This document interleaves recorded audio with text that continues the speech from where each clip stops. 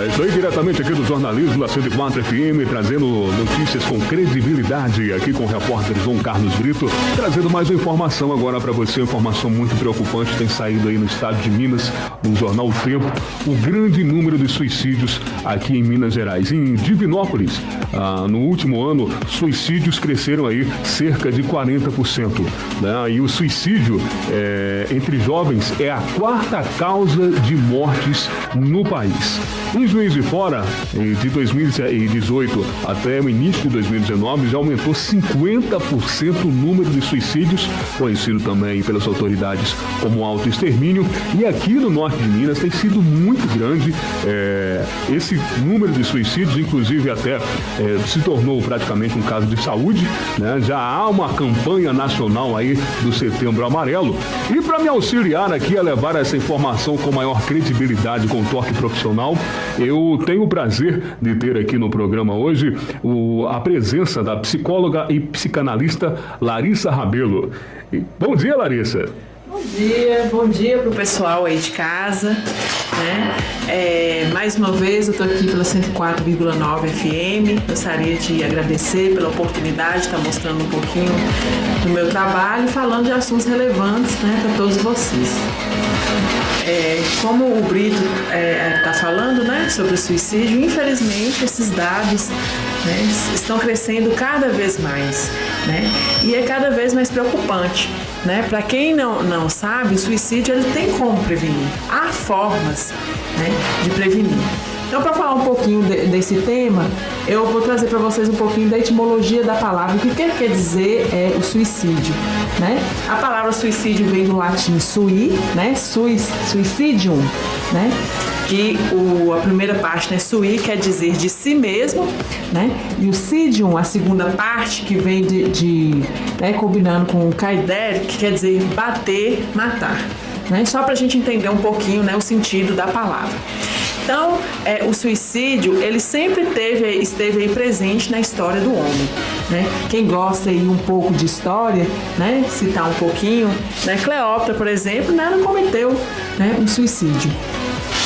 No caso dela, a gente pode se dizer que foram o quê? Foram situações externas que levaram a esse suicídio, situações de guerra, né? Mas tem outros casos também que podem ocorrer o suicídio, né? Como, dependendo, né, uma depressão pode levar a um suicídio, mas também não. A gente não pode dizer que sempre que a pessoa estiver em um caso depressivo, de depressão, ela vai cometer um suicídio. Nem sempre ela vai cometer, né? Certo, doutora. E o que a gente percebe é o grande número de jovens que estão cometendo o autoextermínio, o suicídio, como é popularmente chamado, por causas mais variadas e entre elas a boa e velha depressão. Pessoas jovens, muitas vezes bonitas, muitas vezes pessoas que não teriam motivo para estarem tristes, pessoas que são destaques, né, no trabalho, na escola, pessoas que são queridas por todos, né? E de repente, de um momento ou outro, você encontra essa pessoa que tomou aquele excesso de remédios para dormir e acabou morrendo, aquela pessoa que deu um tiro na cabeça, aquela pessoa que se enforcou. São histórias horríveis, doutora. Quem pode levar uma pessoa como essa, que não teria nenhum motivo para reclamar da vida, a cometer um suicídio? Foi bom você falar em idade, né, que o suicídio costuma acontecer para essas pessoas que, digamos, que não estão em depressão e não tem nenhuma causa externa, nessa faixa etária, de 15 aos 25 anos, né, que a gente fala, né, nessa adolescência, nessa fase de transição, e uma nova fase que é dos 45 aos 55 anos. Por que, né, dos 15 aos 25 anos? Nessa fase, a pessoa está começando a se preparar, a se projetar para a sua vida, né? Preparar para a sua vida. E dos 45 aos 55 anos, ela está começando a se projetar, preparar para o fim da vida. Então, costuma acontecer exatamente nessas duas faixas etárias, né, que a gente até dos 45, 55 anos a gente chama de nova adolescência, né? Então, o que é que pode ocasionar a levar a um suicídio? A gente está vendo hoje uma grande transformação, né, de identidade das pessoas. Né? A gente fala assim de modernidade, está passando a fase da modernidade para a pós-modernidade. A gente não pode pensar hoje, por exemplo, uma constituição familiar que é igual a de 10 anos atrás, por exemplo. Ela também mudou. Né? Então, o ser humano ele está em constante mudança. Né? E muitas vezes essa mudança, as pessoas não estão preparadas para receber essas mudanças, essas constantes mudanças, né, que vêm ocasionando. E aí, né, pode ocorrer essa pressão, né, de receber essas mudanças, de não se adequar a essas mudanças, essas novas mudanças, e vir, né, cometer o suicídio. O que é muito triste, doutora, inclusive até porque sempre houve um ou outro, né? Em todas as décadas, se a gente for pegar praticamente todos os anos, sempre há um ou outro. Mas ultimamente, acredito que de 2016 para cá, houve um boom, como a gente diz, né? Houve um disparo muito acima da média. E o que é pior, que é bastante comum que a gente tem percebido nas notícias aqui, inclusive até a gente pede desculpas aí aos nossos leitores da página, aos nossos rádio ouvintes, que a gente não vai levar aqui o nome de cada caso, inclusive respeito às famílias, e até mesmo porque também as autoridades, eles nos dão um toque para que a gente não divulgue esse tipo de coisa. Inclusive a gente conversou aqui um pouco fora do ar, para que não incentive outras pessoas também a cometerem. Então a gente vai falar por cima, mas aqui já houve casos, eu já relatei casos aqui de pessoas que deram um tiro no ouvido, de pessoas que tomaram veneno. Houve o caso aqui muito conhecido na cidade que a vítima pegou o mototáxi, foi até o meio da ponte do São Francisco e pulou do São Francisco. Houve uma outra jovem também que dirigiu até a ponte do São Francisco e pulou de lá. Então, assim, acabou chegando aqui nas cidades do interior também com muito mais força isso aí. Né? E a gente fica procurando um motivo. Bom, na cidade grande sempre tem, é droga, é a pressão, é o estresse. Mas a grande preocupação, inclusive também das autoridades sanitárias, porque acabou virando isso também aí como um problema de saúde, quais seriam os motivos para que essas pessoas aqui na cidade, assim, tudo bem que não tem grande coisa, mas é a cidade mais tranquila, né? Muita gente que vem da cidade grande para cá para relaxar, para espairecer a cabeça. O que poderia ser, doutora? O que eu vejo muito, assim, as pessoas são muito apáticas diante das diversas situações, né? Como eu falei, a gente está essa mudança da modernidade para a pós-modernidade, né? Hoje a gente está vendo, assim, um momento de nós nos preocuparmos e responsabilizar com as nossas vidas, né? E é aí que mora o perigo, né? De preocupar com essa individualidade, né? E essa individualidade, como ela é sua, né? É a sua, é a minha, né? Nós nos preocupamos muito se está dentro desse padrão, e muitas vezes não vai estar. Né? E muitas vezes a pessoa não está preparada para lidar com isso. Segundo o psicanalista George Forbes, nós estamos desbussolados. O que seria isso? Nós estamos meio perdidos, desorientados. Né? O que era certo antes, hoje, né, já não é tão. O que era errado antes, hoje já não é tão errado. E as pessoas têm resistência a aceitar isso muitas vezes. Muita resistência. Né? Então a gente não pode pensar mas antigamente era assim, hoje já não é mais. Né? Não tem como ficar, né, martelando sobre isso, tem que voltar. Não vai voltar para você como é. Né?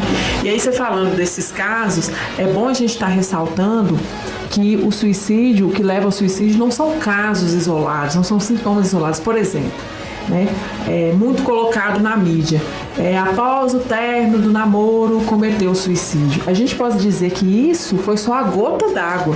Né? A pessoa não vai, porque eu terminei um relacionamento, eu vou suicidar. O gatilho para disparar uma arma que já tinha sido previamente carregada.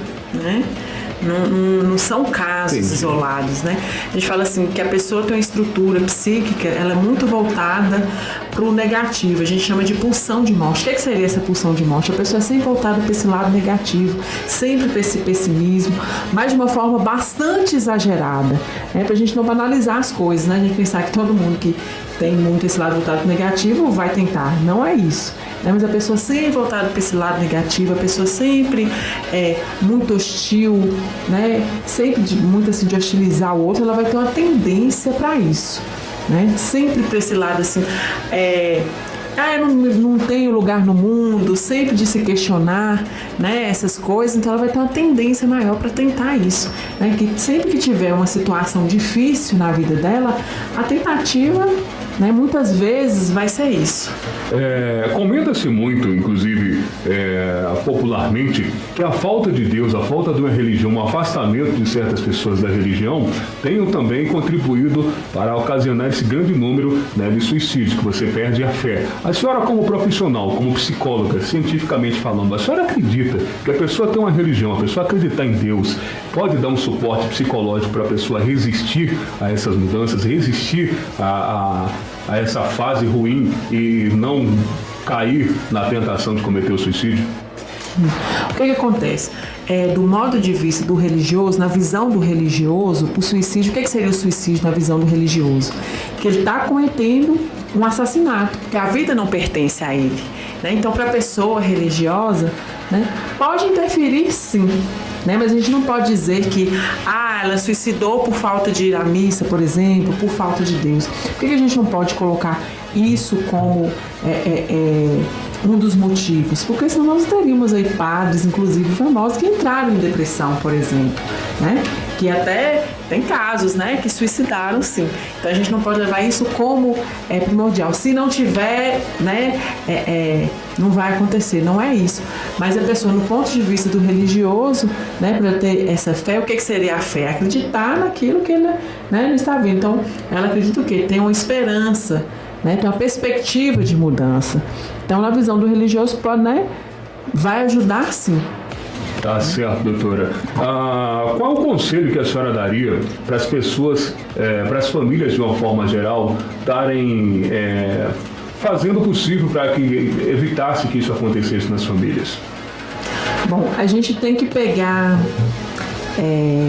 sempre é bom estar prevenindo. O que que seria prevenir esse suicídio? Né? A gente tentar evitar de transformar o nosso lar, o nosso ambiente que a gente vive num ambiente muito hostil, muito hostilizado, né? Evitar isso, que às vezes assim, a criança desde pequena aí é sempre não tem muita paciência, é sempre colocado você é incapaz, e a pessoa vai sempre crescendo com aquilo, né? Eu sou incapaz, eu não dou conta, né? E por isso que vem esses pensamentos, esse mundo já não está mais para mim. Tá certo, então, doutora. E aqui em Januária, para as famílias que têm algum problema, para as famílias que têm pessoas depressivas aí, que estão precisando aí de acompanhamento psicológico, o que elas devem fazer? Que ajuda elas devem procurar? Quando está nesses casos, né, ajuda profissional, né? Pode estar procurando ajuda do psicólogo, do psiquiatra para entrar com a medicação, né? Pode estar ajuda de um profissional. Existem no município, que a senhora saiba, serviços públicos que oferecem esse tratamento, doutora? Eu acredito assim, como eu estou falando, procurar mesmo um profissional, né? Mesmo assim no setor público, esses profissionais da área da saúde mesmo, psicólogo, psiquiatra, né? Que eles vão estar ajudando nesses casos. Ok, doutora, eu agradeço muito, doutora Larissa. E as suas considerações finais, doutora, quem estiver precisando do seu serviço, né? Muita gente deve estar se perguntando aí, onde encontrá-la? Aqui em Januária, eu trabalho na APAI, pelo SER2, né? SER2 APAI Januária, que é o Centro de Reabilitação aqui de Januária. E eu também atendo o Centro Médico São Lucas, que eu atendo o Plano São Lucas e também planos particulares, né? Pode estar procurando, sim, ajuda, né, profissional lá. Tá certo, então, doutora Larissa, muito obrigado por sua visita, por sua contribuição aqui a nos prestar informação com qualidade para os nossos ouvintes e leitores. E para a Rádio 104,9, falou o repórter João Carlos Brito.